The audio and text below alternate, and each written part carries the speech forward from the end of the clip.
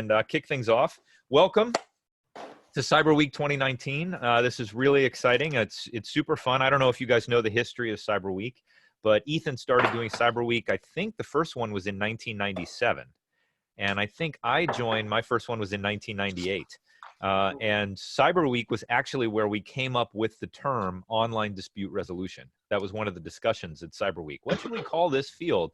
And we debated it back and forth, and we kind of ended up with online dispute resolution. So in the early years, it wasn't that heavily attended, but over the years, it's gotten bigger and bigger. And for many years, thank you, Noam, the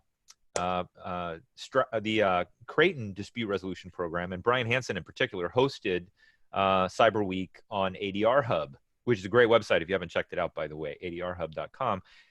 But Brian made a change, and he couldn't run Cyberweek anymore. So I think the last year or two, we didn't have a Cyberweek. So I said to Ethan, oh, we need to resuscitate Cyberweek. And, you know, so what's great is all you have to do is sort of say, hey, we're going to do Cyberweek, and then everybody shows up and contributes, and we've got a great agenda, and we got a lot of exciting stuff going on this week. I was mentioning earlier, we have this online mediation simulation that's going on, that some of the participants are here on the call. We've got great discussion forums. So I urge you to log into the discussion forums. The agenda is being constantly updated. We already had a session this morning with Nicholas, who was talking about ODR in Colombia, and that was great. And I'm going to be posting these recordings and the slides. So it's going to be a wonderful week. And thank you so much for making the time. I know everybody's really busy, but I think online conferences like this, I was just saying to Paul before we started, this may be the future as we try and reduce our carbon footprint, and we still want to connect with our colleagues. You know, this may be the way we do it moving forward. So I'm glad that the whole system hasn't come crashing down yet. But this is our opening plenary. I think many of you, if you saw earlier versions of the agenda, you saw it was going to be Ethan and me chatting, but Ethan came down with the flu. So what I've done is I moved him to Friday to our closing plenary. So we'll give him a chance to heal. And very kindly, our good friend and colleague, Paul Embley, has agreed to step into the breach. And we've got lots of great things that we can talk about. So Paul, thank you so much for that, for your willingness to step in. And let me just tell you a little bit about Paul. For those of you that don't know, Paul works at the National Center for State Courts. And I guess, when was the first time you heard the phrase online dispute resolution, Paul? How many years ago would that have been? Oh my gosh, 10 years? Yeah, a long time ago. That's really testing my abilities. But I told you I was going to ask you hard questions. Yeah, No. but I mean, Paul has become really a thought leader and an advocate and a graybeard, pardon the pun about your facial hair, around online dispute resolution, particularly in the courts. And Paul just hosted the last online dispute resolution conference, which happened in Williamsburg 2 or 3 weeks ago. And it was just an amazing gathering. You know, I wish all of us could have been there in person, but I know Noam was there, and I was there, a couple other people on the call. It was amazing. I think it's the biggest one we ever had. I think there was about 300 people there, right, Paul? Yeah, pretty close. Yeah, and they did it in Williamsburg, across the street from the National Center for State Courts. And we got a lot of new faces there, particularly from the courts. So it was an amazing meeting. And Paul has also really led NCSC's work on ODR, some of the key position papers that they've put out. I think Paul has led the working groups that compiled those. And Paul's also working very closely with the Pew Trusts. And we want to hear a little bit more of that too.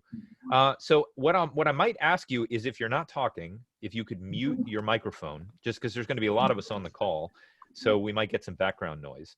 I think my plan for this plenary is I got some topics that I wanted to cover with Paul, and we were going to go back and forth, and then we'll open it up and let everybody participate and ask questions and contribute, because we do really want to make this as collaborative and interactive as possible. So let's dive in. So Paul, what I'd like to do is, you know, just look back a little bit on the conference that happened in Williamsburg. It was really amazing. 3 solid days of great presentations. I mean, I think when we were planning out the schedule initially, we wanted to do it all in plenary so that you wouldn't miss anything. But there were so many great proposals that we had to track it a little bit so that we could accommodate more. And the first day, the Monday of the conference, was really focused on ODR in the courts. So, looking back on the meeting, what were your takeaways? What were some of your highlights? Did you have any surprises in terms of the way things went? You were the master planner behind the whole thing. So did it go off exactly as you anticipated, or did it go in different directions? Well, I will say, Colin, that at one point in planning the schedule, I got to the place where I thought, you know what, I'm just going to have all the people show up and they can just speak in whatever order they want to go in. Just sort of throw all of the put it like stone soup, put everything in the pot and we'll see what happens. Yeah. Right. But no, it really went well. The participation was amazing. And for me, a conference, and this is why I think that these video cyber weeks are wonderful, but they still lack that ability to make those connections, to hear a panel speak, and then to have those rich discussions that occur in breaks, and to make those connections. It was amazing the number of courts that have come back to me and said, wow, I met this person and had no idea what they were doing, and now we've got a partnership going. Oh, yeah. And so while those things can absolutely happen via video, and I will say I grew up in Silicon Valley, so I believe in technology. I think that the richness of the discussions that occurred at the breaks and after, and even during in almost every instance, the speakers or panels were very interactive with the audience, and there Totally. was a ton of great conversations. And and the nice thing is that not everybody there was an ODR evangelist. So That's there right. were That's right. some good, thoughtful questions about should we really be doing some of the things that we're doing. Yeah, I couldn't agree with you more. I think some of the best questions from the audience were the skeptical questions. I think any criticism is welcome so long as it's constructive. And the tone of the meeting was very constructive. But I think I think in a lot of these meetings we get the true believers. We sort of talk to each other and say, "Oh, ODR is great. Yeah, ODR is great. Okay, fantastic." But I think to get a broader perspective, I mean, that was one of the best things about the conference. And I couldn't agree with you more about the hallway conversations. I mean, I met so many people. I wish we could find a way to replicate that in an Yes. online environment, but also just exhibitors and having lunch, and you sit down at a table and you don't know who the person is. You introduce yourself, you start talking, and you really get into some interesting conversations. So it was a great gathering. And I did notice a lot of new faces, I think, particularly from well, not only the US courts, but international courts. For a long time, these meetings were criticized because it was only e-commerce. And the people Right. who were not interested in e-commerce were like, is this meeting for me? And now I feel like we have a really robust court presence and, real commitment and passion about access to justice. I think a lot of the e-commerce players, they're, fundamentally they're in it to make money. I mean, that's because I sell to a lot of e-commerce companies. It's a lot of MBAs, and they're trying to maximize shareholder value. It's very inspiring to interact with people who work in the courts, who work in legal service bureaus. They're working out of passion because they really believe in the work that they're doing. So when you hear feedback from those audiences, I mean, it's gold, because it really helps us move the field in the direction it needs to go. So I 100% agree with that. Yeah. Yeah, Noam, I know you're on the call. What were your takeaways from the conference? Were there any sessions that particularly leapt out to you or made a big impression? Oh, hi, thanks for bringing me in and putting me on the spot. Sorry, cold call, but you're a professor, so you're used to it. Just absolutely. If I had to think of some, I'd say that most inspiring was to hear presentations about initiatives in tribunals that, no matter how well I think I know the field and know what's going on, suddenly you walk into a session and you say, oh my God, I did not know that there was that program in Singapore. I just did not know about it. Right. I didn't know about the Ontario condominium. No, now I'm on my. On my conference. I think, Robert, we're getting a little background noise from your mic. If you wouldn't mind muting, that would be great. Okay, sorry, Noam, please continue. So I was really very, very inspired by that. Another thing I was inspired by was the first day, and I think this goes to your point, both your points about, Paul, your point about the evangelists, and Colin, your point about the ODR is great, ODR is great. The first day of the conference was amazing in the sense that nobody who is an ODR evangelist opened their mouth. And instead, what it was people from the court system who have discovered ODR over the past 2 to 4 years, getting up and explaining their amazing programs to a group that largely comprised of other court folks, and telling them, look, this is what we came up with, this is what works, and we're gonna help you build it. And nobody from, all of us who, nobody who has attended Cyberweek more than 5 times was active on that first day or opened their mouth after the introduction. And yet that ripple effect is just working just like we had always hoped, thought and dreamed it would happen. And here it is. Absolutely. That's actually a great segue into the one presentation that really blew my mind. And it happened on that first day. And it was the keynote address from Dino Himonas, who is the Chief Justice of the Utah Supreme Court. And, this is the guy. I mean, he's at the top of the mountain in terms of the Utah courts.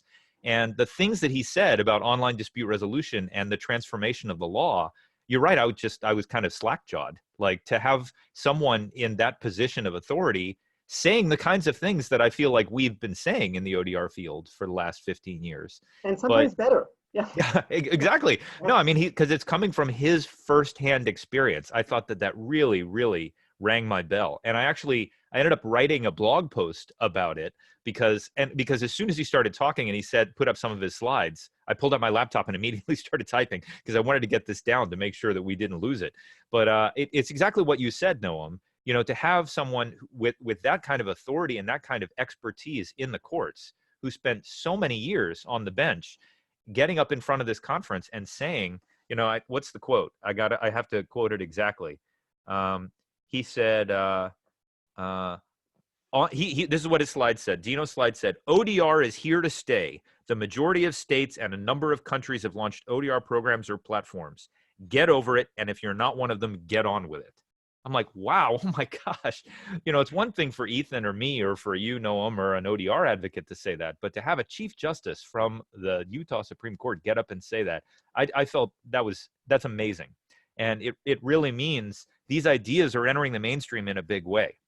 And the other thing that I love about what's going on at Utah, and Paul, I want to come back to you on this, is, Utah is building their own platform, which I think is incredible. Like they're taking the initiative and building the expertise in-house. And then they Dino showed the functioning of the platform, and there were other people from Utah who were there also showing it off. And it's so sophisticated. I mean, it really represents, I think, a lot of innovation that I haven't seen in other areas. And so it's not just about 1, 2, or 3 providers building platforms and everybody using those systems. It's that now these ideas are out there and different people are innovating, and we could see 1,000 flowers blooming. And I found that just so inspirational. So Paul, I know you actually have a bird's eye view on this because you're working with so many courts around the country, but I really thought that the Dino's keynote really rang a bell and set the tone for the rest of the meeting. Absolutely, it was pretty amazing. And you mentioned that their platform is very sophisticated, but I would also say that it's very simple. And one of the beauties that we take away from that's a nice ringtone. Hello. Oh, hi. Sorry, hey. We're on a call here. Kate, if you wouldn't mind muting. Oh, no problem. That would be great. Thank you. Finally heard from Robert. So I don't know if I can share my screen. I think here I'll make you presenter here, so you can take over, Paul. All right. So I can show everybody There you go. Yeah, I just made you the host, so you should be able to click share at the bottom there and share your screen. Okay. Well, share. All right. It's always nice when the technology works. Fingers crossed. Is it? No, I'm still looking at your handsome face. Oh my goodness. Well, I'm a firm believer that technology is wonderful, but you should only play with for like 20 seconds, and then if it doesn't work, it doesn't work. That's probably So, wise. Yeah, don't burn 10 minutes trying to get the mic to yeah. work. Yeah, that's a So good point. so we're not going to show you, but what we can do is we can figure out a way to post that beautiful screen. But the simplicity of it is that people can come in and actually navigate. We were looking at another state's ODR process, and they did user testing. And after we looked at it, we said, well, now which users did you get to test this? And they said, well, yeah, we got court personnel, and then some of them took it home and walked their families through it. And I'm thinking that is not user testing. So, Well, right. go That ahead. is one of the challenges is courts now trying to tackle the software development process. One thing that tech startups do pretty well is user experience design, QA, functional QA, RQA, user testing. That's just what we do out here. But I think courts now are some of them are put in the position of, hey, we're going to write our own software program. And they don't necessarily have the same in-house expertise to really test it and make sure that all the bugs and, the user experience is intuitive. So I'm sure you're seeing lots of different experiments around the country at various levels of sophistication in terms of, how they're doing some of that user testing. Absolutely. Yeah. Yeah. And we do continue to hold the Utah up as a model, but we're looking forward when we can have several others. But Utah has actually gone to an outside UX firm and are having theirs tested. As good as it is, they still think that they can improve on that.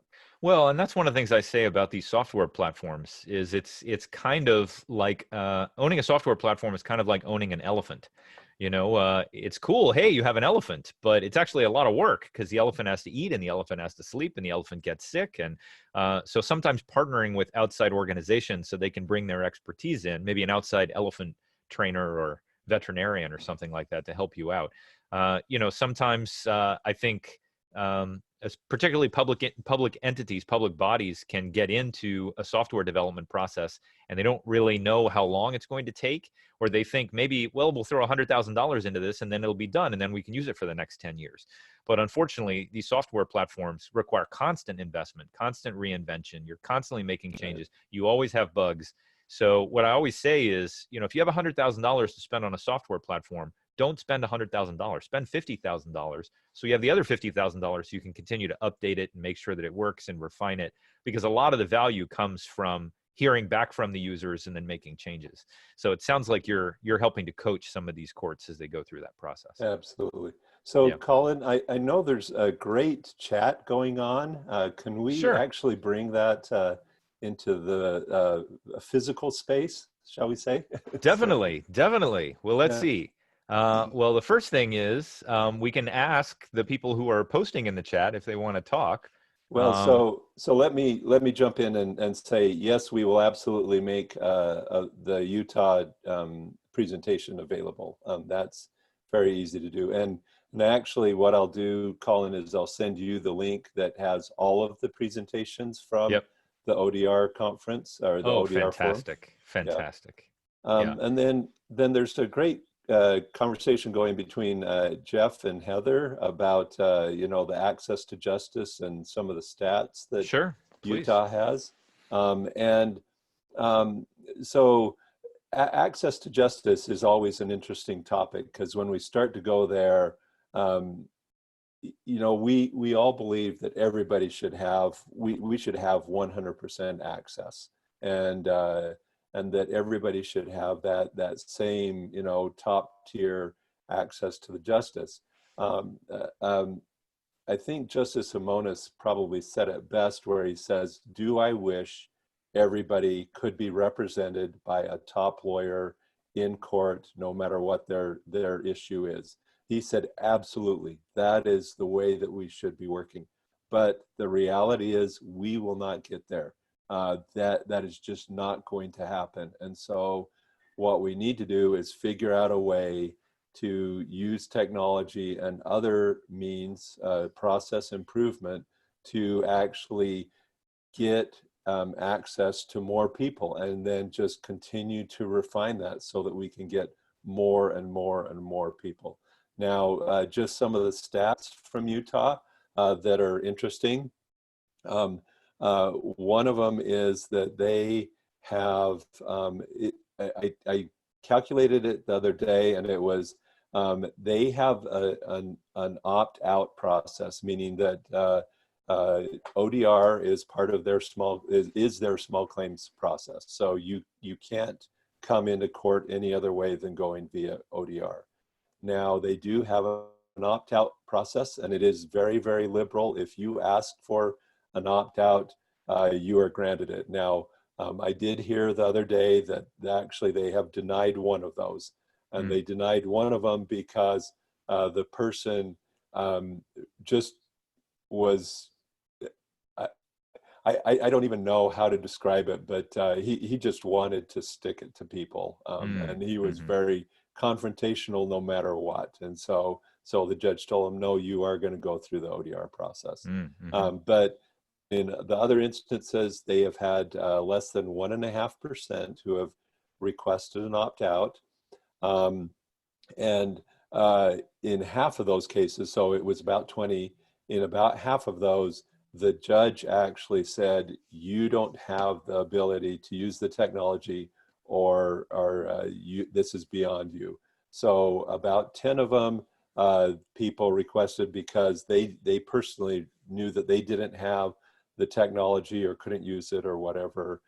Disability, there were just a few of the disabilities. What they found, they thought that a lot more of the English as a second language people would opt out, but they found that those people actually prefer to do things online because they can take their time in a low pressure environment to figure out exactly what are, if somebody uses a legal term, they can actually look into that and understand what that means, versus standing in front of a judge and having the judge say, you know, how do you plead or whatever, and having to make those decisions in immediate time. So English as a second language has been a big benefit to them. The people with disabilities prefer that. Some of the side benefits that they didn't expect that came about is that people are coming to court better prepared because they have actually sat there and had to assemble their documents online and figure out what mattered and what didn't matter. And so they've had an opportunity, both sides, to refine their arguments and to boil things down to what are the issues that really matter. One thing that they were not expecting at all, but they ended up reducing their staff time by about half.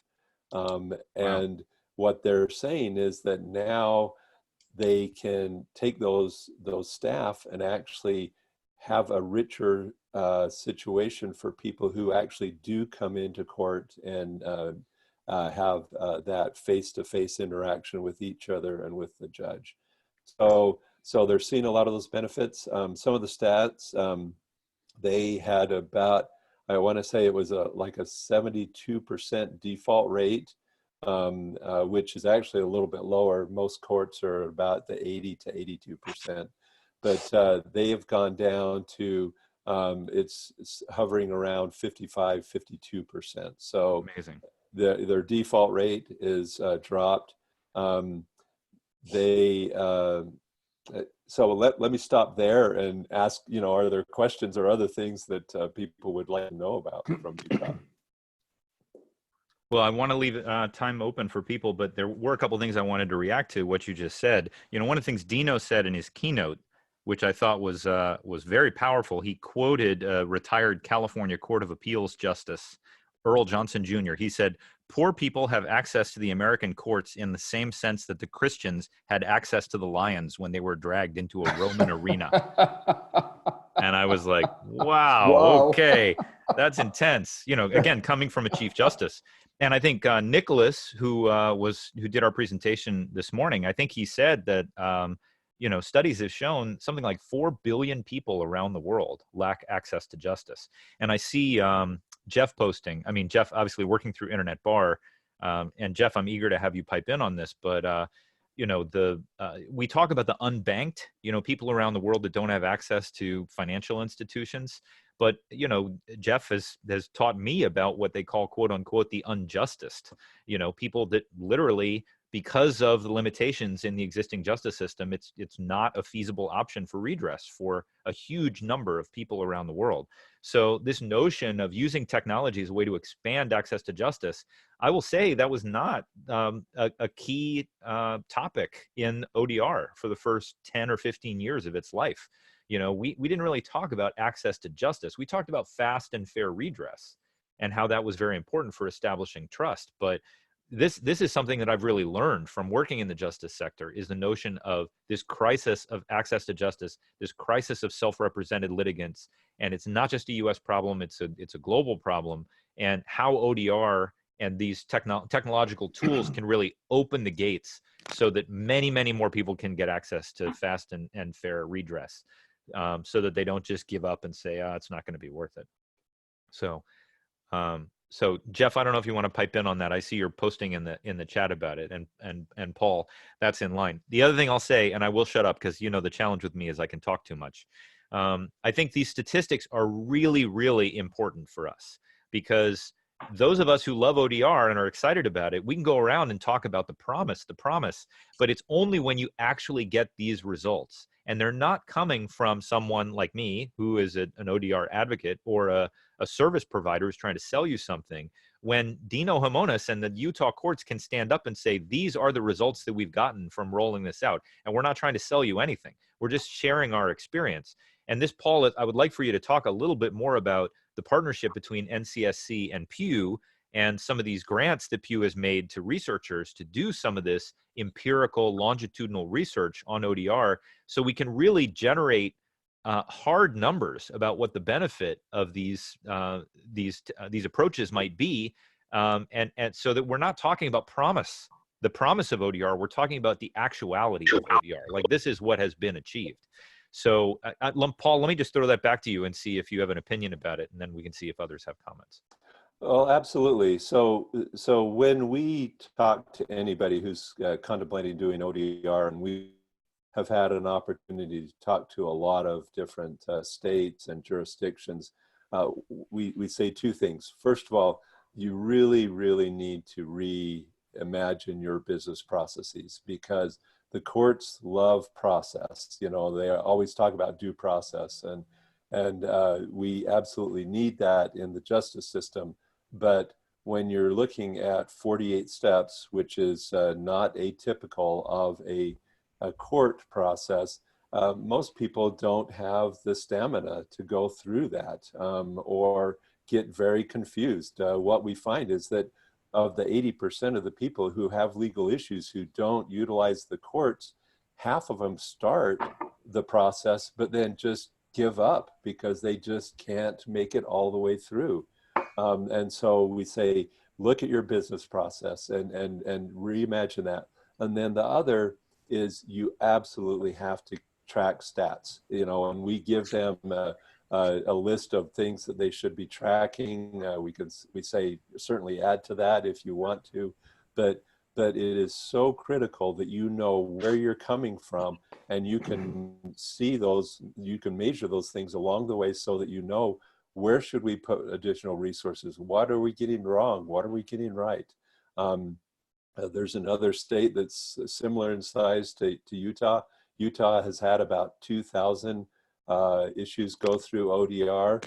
This other state, they have 7 who have gone through ODR, and you know, and it's one of those situations where we can kind of see from the outside some of the issues, but it's just so critical that people be able to self-evaluate and have those regular metrics so that they're actually making progress. Totally. Absolutely.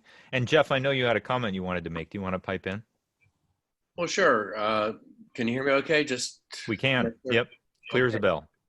So, the basic assumption that we're making is that access to a legal system or access to laws is the same thing as access to justice, and really nothing could be further from the truth.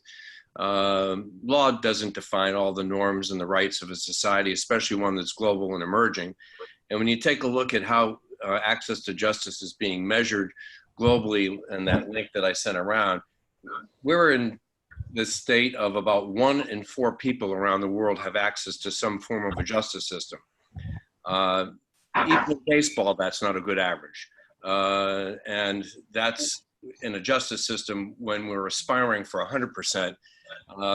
Judges have the opportunity to do things that are a bit different than just simply saying, we're going to do administration of justice through the courts. They have the opportunity to be the trendsetters for how norms should be created in a society, starting, frankly, in kindergarten. I mean, they need to be getting out there in lots of different ways. Some of the projects that have won awards around the world are when judges go out to local populations and really, get the word out.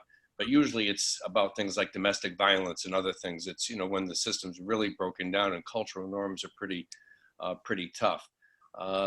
But the good news is that they're innovating. And when you've got leaders in innovation, when you mentioned that comment that the Utah Supreme Court Justice made, yeah, it brought me back to 2001 when I was as an intellectual property lawyer in Washington, D.C., listening to the Registrar of Trademarks say almost the same thing when he said to 1,000 people in a room, you're going to be filing electronically in September, and if you can't deal with it, get over it. Absolutely. So yes, it's the chiefs that make the difference here. It's if they start saying, this is what's happening, everybody starts to get into line. But then if their perspective is broader than just, we're going to figure out how to make our courts more procedurally accessible and do something a little bit differently than that in the world we live in, access to justice means, getting people to think about what the norms of a society should be and whether they need to be codified in law or not. That's another story altogether. Yeah. But it's great that this is back on the table. It's great that the National Center for State Courts is in the center of it because it's a start, it's a grounding, and I'm thrilled. 100%. One of the things that I would observe, we were talking earlier when the call was just starting about some of the things that's going on in Brazil. And I remember when I flew down to Brazil at the airport in Rio, there was a sign over the baggage claim, and it was in Portuguese. And I asked a friend, what does that say? And they said, well, what it says is, how was your flight? If you had a problem, why not file a lawsuit? And they actually had a courtroom, like right there next to the baggage claim. Like you could go over and you could file, and it was zero cost. You just go and you could file it. And I think, this is what Nicholas was talking about in the presentation too. That's created an enormous backlog of consumer cases in Brazil. But when I say that, when I tell that story to judges and lawyers in the US, they think, wow, that's just crazy. But I think when you think about what Jeff is talking about, we need to really have a complete rethinking of how we provide access to justice. I mean, we need to make it so much easier and remove so many of the speed bumps in the process to make it anybody, can pull out their cell phone and say, I have an issue, and then they can start a resolution process. I mean, in Brazil, the reason why it's free is because then lawyers will contact you because lawyers actually have their fees covered in a lot of these consumer cases by the respondent. So, and that gets back to kind of what you were saying, Paul, because I think that the way the rules are set up incentivize participation. And I'm getting another, let's see, whose phone is it that's ringing there? Well, I can't tell. If you're not speaking, if you wouldn't mind muting, just so that we don't get some of the background noise.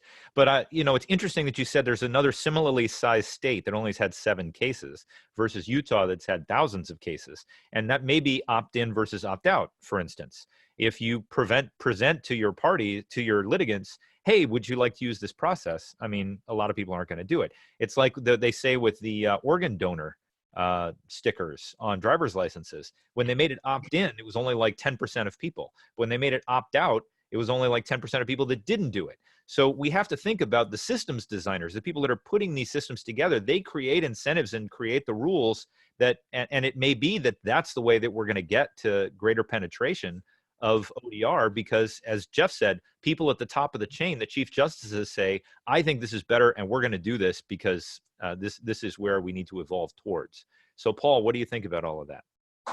Well, if you'll indulge me for a minute, because I want to talk about, I love what Jeff was saying, and I think that there's an issue here that's bigger than ODR. So let me go back a little bit in history. So the National Center for State Courts has been doing technology conferences since I think early 80s. So we have seen a lot of different things that are going on in the courts from a technology perspective.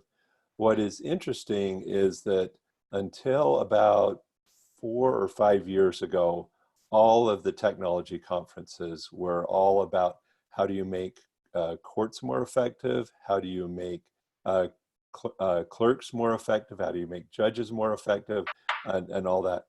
About 4 or 5 years ago, there were a number of things that occurred that all of a sudden the court started looking outward. And so if you look at the latest court technology conferences, almost all of it is about how do we take care of litigants? How do we make justice more accessible? And so there's been this huge shift in the perspective of the courts. It's no longer, they're starting to lose the mantra of we'll hear anything that comes across our threshold, and they're starting to say, how do we affect access to justice? And one of the conversations that is starting to take place, which is very interesting, and I love talking to Justice Simonis because he and I and some academics have wonderful discussions, but about where does justice begin and end? And then where is the court's responsibility in justice? Where does that begin and end? Should courts be trying to do dispute avoidance? And that's a big conversation that needs to occur. And I know Richard Susskind talks a lot about that. Justice Simonis has started to talk about that. And so ODR is a tool that we use in the broader justice space. And so, we want to always make sure that we're looking at it as a tool that can increase access to justice, but it's one of many tools that can do that. So I don't know if that addressed what you're saying head on there, or what you're asking, Colin, but it's really important that we maintain that perspective that Jeff was saying about how many people don't have access. And we have people who don't have access to technology, but then the people who do, how do we help them and then free up resources to assist those who don't have access? How do we rethink some of the norms that we've had for centuries? If I know you've all heard about resurrecting a doctor, and they would be totally confused from 200 years ago, but resurrecting a lawyer or a judge from 200 years ago, and they'd fit right into our current justice processes. So how do we rethink that? Yeah, I mean, Paul, you make an excellent point. When we were at eBay, we had a very reactive approach towards disputes. Like someone would report a problem, and then we would do an investigation, figure out what we would need to do. But once we started to look at these things, by the millions, by the tens, the hundreds of millions, we started to realize, okay, wait a minute, we need to go prevent some of these things. So we started to go upstream. Like we had a lot of disputes around returns. So we went to the team that did the sell your item form, and they didn't think about disputes. That wasn't their business at all. They were trying to get more people to sell items. But we would say, hey, could you change your sell your item form and capture this information and present it up front? Because that would prevent these disputes from arising, because we learned from all of the reactive work that we were doing. So they changed the sell your item form to make return policies more explicit. and those disputes dropped by 20%. I mean, we're talking about millions fewer disputes. So this is not something the courts have traditionally done. You don't have court clerks going to, Walmart and saying, hey, you should change your layaway policies, because it's generating a lot of cases. But I think that you're right. When we think about these things on a systemic level, dispute prevention is the most effective form of dispute resolution, because you prevent all of these issues. But are the courts in that business? They've not been incentivized to do that kind of proactive. And I'm looking at what Robert is posting in the chat about some of these airline disputes in Brazil. And I think what he's saying is there's an instinct on the part of the consumer to immediately jump to a suit, and it creates inefficiency because they don't have that opportunity to do a proactive resolution up front. And then also, the courts have to spend an enormous amount of resources to investigate, to go figure out, okay, was the flight canceled? What ticket was purchased? I mean, if you had all these systems streamlined so that information could be instantly gathered, then you might be able to do an on-site resolution, right there at the baggage claim, and say, hey, look, my flight was delayed and it caused me these issues. And then we have a presentation from Robert Cohn from eConciliador that's working in Brazil to do these kind of instant resolutions, where someone says, hey, my flight was delayed and it inconvenienced me. And then right there, when they report the problem, it says, so sorry, you're right, we validated this with our records, we can offer you a $150 reimbursement. And the party says, great, fantastic. And then you've got an instant resolution. That kind of efficiency is a real system rethinking of the way that the courts have traditionally worked, which is very case by case. It's very reactive. You meet the needs of the parties as they come in the door, but you don't have any relationship with them prior to them filing a case with the court. So other thoughts from folks about that? I see, Jeff, you're posting quite a bit. Jeff says, there are many situations which can be resolved right away at the airport. Yeah, I think the airport, it's interesting. This airport example has gotten some traction. I think all of us have had airport disputes at one point or another. I had a situation where I flew into Barcelona. My flight had been delayed, and I arrived, and there were lawyers there, like right at the baggage claim, like coming around saying, we want your case. We want your case. Please, will you work with us? Because Spain, I guess, has a very liberal process for providing consumer compensation in the case of these airplane delays. So I think we're doing a real radical rethinking of the way the quote unquote justice system should work. And we're thinking much more expansively about how we do this, not only from the fixed perspective of the courts and judges, lawyers, and court clerks. So Colin, along those lines, one of the areas that we would love to see ODR penetrate into is the administrative courts. So whether that's labor disputes, or whether that's housing disputes, or your HOA dispute, there are a number of it. Well, and we do work at the national level here in the U.S. with our immigration courts. We would love to see ODR put into place there. It's amazing how many people show up for that initial hearing thinking that they're going to get some kind of resolution. And that initial hearing is just to check their paperwork, check their identification, and then to schedule a case 18 months out. Totally. And it's like, whoa, you could do all of that online and, free up all that judge time. And so there are a lot of different opportunities on the administrative side where we could use ODR, and that's an area where we would love to see some significant work and penetration. 100%. And I actually, there's an organization in Washington, D.C. called ACUS, the Administrative Conference of the United States. And they focus on sort of taking best practices from the private sector and bringing them into federal administration.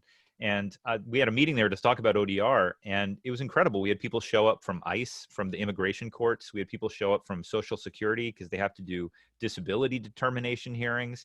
We had people show up, from all these different agencies. And they said, actually, the volume of cases in the administrative courts dwarfs the volume of cases in the federal courts. But people think of, well, the courts, that's where all the disputes are resolved. Actually, that's not the case. A lot of these executive agencies, they run their own internal. And, we did a process at Modrio for the Ohio Board of Tax Appeals, which, again, it's an administrative court, but it's run for the last 100 years just like a court. and they actually had a lot more flexibility to redefine and reinvent their processes than the traditional judiciary did. So they could be more experimental. So I think the administrative courts is a great focus for a lot of our innovation, because again, you can deploy these tools there, prove their effectiveness, and then transfer them into some of the courts that are a little bit more difficult to evolve. So, all right, let's see. There's so much good stuff that's coming in the chat here. It's overwhelming. I know, Paul. There's only so much we can respond to, and I do want to wrap us in 18 minutes because we talked about doing an hour. But Heather said 98% of my wheelhouse is housing. It's transformed the way over the last 2 years. We're doing some great things in Utah, but are in incubancy, actively training and educating on A to J, ODR, transformative mediation, LLT mediation, etc. And there's a lot of people, Heather, also on the call. We were talking at the beginning about this CIS initiative. And I really want to do a presentation actually now, the more that we talk about it, which is this initiative that's taking place starting out of the Bay Area. I think it was the San Francisco Bar and a couple innovators that built this just-in-time crisis housing mediation solution, where if someone is in a situation where a dispute arises, this CIS program will be on site and will respond very quickly, as opposed to saying, oh, we have to come by the office in 2-3 weeks. You know, the housing stuff in California is just getting completely out of control. So I think housing is a very interesting space where the current court model, it moves too slow to really deliver the kinds of redress that parties need. Because once you put it into the courts, you still go through all of this process, which just makes the disputes worse and worse. So any other comments? Anyone want to speak up and ask some questions of Paul and share some of your own? Yeah, I do. Could I ask Meyer, please. Yeah. So you know, I'm running this program, nonprofit organization. We have a contract with the court, 2 contracts, one to do in-person mediation with a panel of lawyer mediators at the lowest cost possible. We only charge $150 an hour for our mediators. And we have 2 contracts. The other one is ODR. And what's interesting is that, you know that the LA court system, they announced that they are the largest integrated court system in the world. There are over 650 courts. There are 85,000 cases, civil cases filed a year in the system. So we're talking about a very large system. And they did have the wisdom. They had an ADR program, which they terminated. When they terminated, our organization stepped in and started to offer low-cost mediations. And then we got this contract. The other contract provider is JAMS.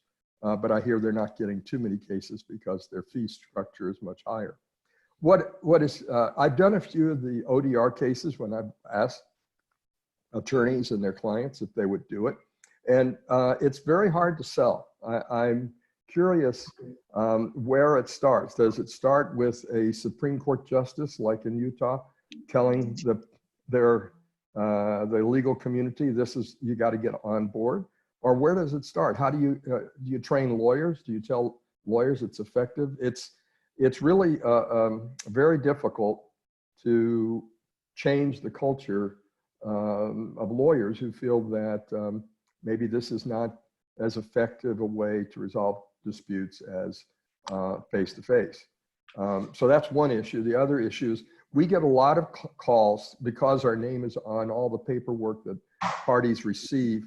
Our organization is right there, and they call us for all kinds of things, mostly a lot about credit card collection debt.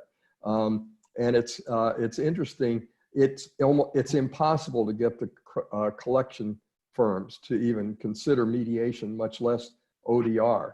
And it's interesting because some of these lawyers are not even located in Los Angeles. They're located one in the state of Washington.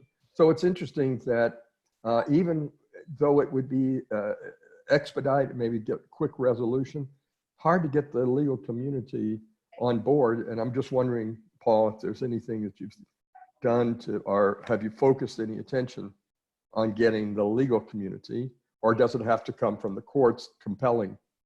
Some of our judges, by the way, tell people you won't get a court date until you go out and get a mediation.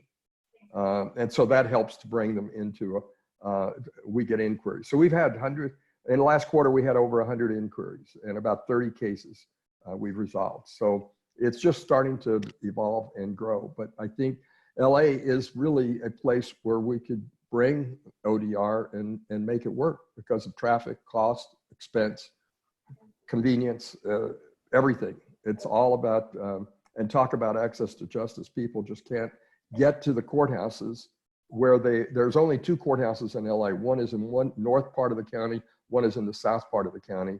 And people can't even file their answers properly because they can't access the courthouse. So it's a big problem. I'm just curious how you would take it to a level of the size of LA's Superior Court versus a Utah court, which is we considered, like one of our local courts. Right.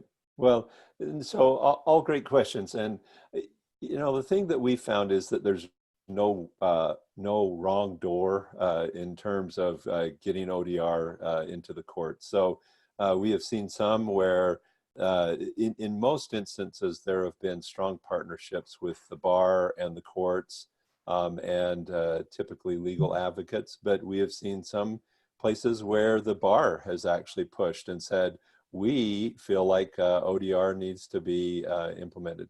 We're doing work with the ABA on guidelines, and Colin is heading up, I think, one of the groups that's working with the ABA on that. And so there's a lot of efforts that are out there. A lot of it starts with education. It's amazing the amount of folklore that is out there surrounding ODR, and there are just way too many rumors that are untrue. And then there's objections that need to be addressed.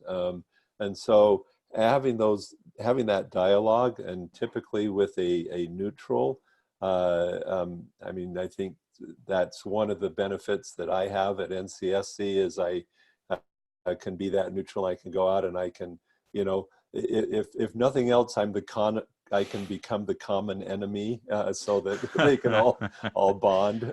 But yeah, so I know that's a vague answer, but there are some very, very, very good examples of people who have typically been at odds, who have come together around ODR and been able to implement and been able to pilot. And so I think there's a lot of opportunities. Yeah, building on what Paul said, I think the people that understand the shortcomings of the legal system the best are the lawyers, the judges, the court clerks. When you have the crisis of self-represented, people nod their head because they've seen it firsthand.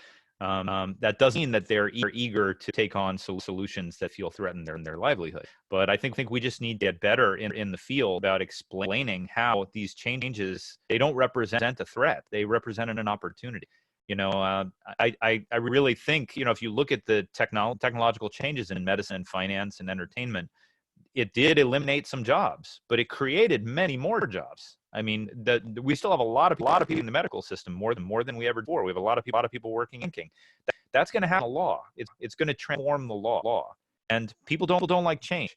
But I think by being able to express the opportunity in these changes and create a shared vision where we can massively expand access to justice, which will expand demand for redress services. I think that's sort of it's an integrative negotiation, as we say. It's expanding the pie in a way that I think everybody finds appealing. The people that are just barreling on like these legal service that have to turn away 5% of the people that come to their door just don't have the resources. When you say, hey, we want to get more cases, that's like disaster for them.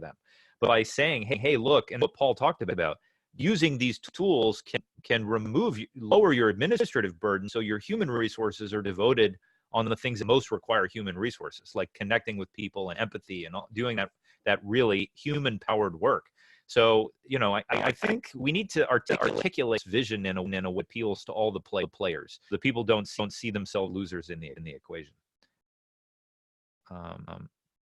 Okay, and I see Paul put his email address in the chat, which is great. So now you're really for it, Paul. You're the rest of the day you're going to be having this conversation. So Luca asked, how about teaching ODR courses in law school, preparing the lawyers of the future to appreciate innovation?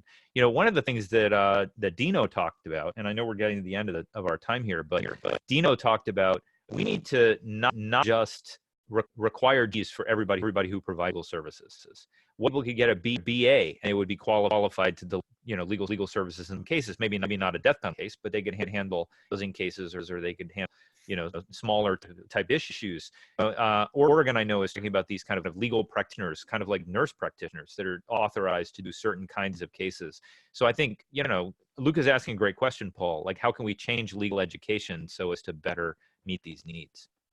Well, it's interesting, but there are some legal courses being I mean, there are some ODR classes being taught to law students. So I had the opportunity to go into William and Mary and teach, and you know, I want to use the term loosely in terms of teach. I actually went in and we had a very rich discussion about ODR and other technologies that are affecting the practice of law. And you know, I think that exposure is so critical. There are a number of great universities who are doing a lot of research in this area. I know, Colin, you mentioned what we're doing with Pew, and part of what we're doing with Pew is engaging with some of the universities to do real evaluations, because it's one thing to say, oh yeah, our default rate is down by 30% or 40%, but it's another to talk about the legal outcomes. So did they get similar outcomes when they were online versus when they were in court? Or are they different, and are they different bad or good? You know, you could see how it could go either way. And so that is really important to us, is these real evaluations. Florida, they're actually, it's pretty amazing to me, but they're doing some A/B testing in 3 different counties to see what outcomes are better and what are the differences. And so those are I think the next hurdle in ODR, especially in the legal space, is being able to have that empirical data that where we can say, absolutely, it works great in these case types and in these it doesn't, or you know, it works great in all case types as long as you do X. So that's the next critical hurdle for us. Absolutely. Longitudinal empirical data. You know, one of the questions that people all the time is how durable outcomes delivered by ODR. And I can't answer that question because I just that's not my platform. Data in my database and answer that question. But Pew, working with NCSE and these teams of research, hopefully will be able to answer those questions definitively. So look, this is such a great conversation. Everybody's so engaged. I think that means we did a great job, Paul, in being an opening keynote, because people have got a lot of other questions and passions that they want to address, and we've got a lot of other presentations over the course of the week. But like everyone, the problem with online conferences, Paul, is you don't get the piece of applause at the end of a session, and you know you feel the low washing over you. But I give you one applause on behalf of all of the other mid people. This was a great session, and you know. You didn't answer all of our questions, but it's good because we have the rest of the week to talk through them. But thank you so much for taking the time, Paul, stepping into the breach in Ethan's illness. I think maybe we got enough. I don't know. I don't tell Ethan I said that. But. Well, thank you, Colin. And by the way, you have a little bit of max headroom going on there. Do I? Yeah. Yes, you do. With my green screen background here. Yeah. Well, no, I'll take it as a compliment. It's the voice thing. Oh, okay. Yeah. Yeah. That's sure a different ball of wax. Yeah. Yeah. Well, thank you so much, Paul. We really appreciate it. I will post this recording and also some of the resources you talked about sharing. I'll post a link to the presentation from OD 2019, so everybody can access to them. But for taking the time, thank you everyone for joining. At 2 p.m. today, we've got a presentation by Jonathan from coparenter.org on intelligent dispute resolution. So please join if you can. And all iCoder members, we have our membership call that's happening at noon in an hour from now. So check your email for the access information for that. But thank you very much, Paul. Appreciate it. Safe travels. Stay warm in Utah. And thank you everyone for joining.